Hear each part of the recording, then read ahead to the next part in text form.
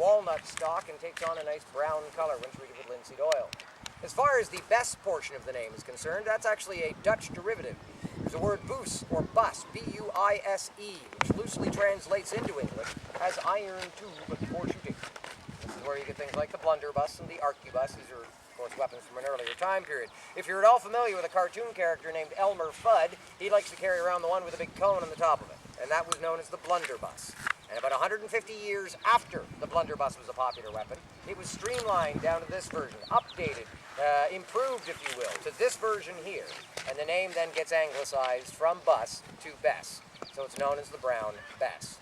Now there's three main pieces that make up any musket. The Army can buy those pieces separately from their makers, or they could buy them all together.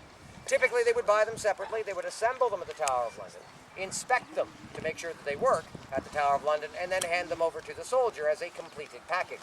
So it's said that when the soldier receives his weapon, he receives it lock, stock, and barrel. The moving pieces on the lock, you have a frizzen, F-R-I-Z-Z-E-N. It's basically nothing more than a hardened piece of steel. Its main job is to hold the powder into the area just below it, called the pan.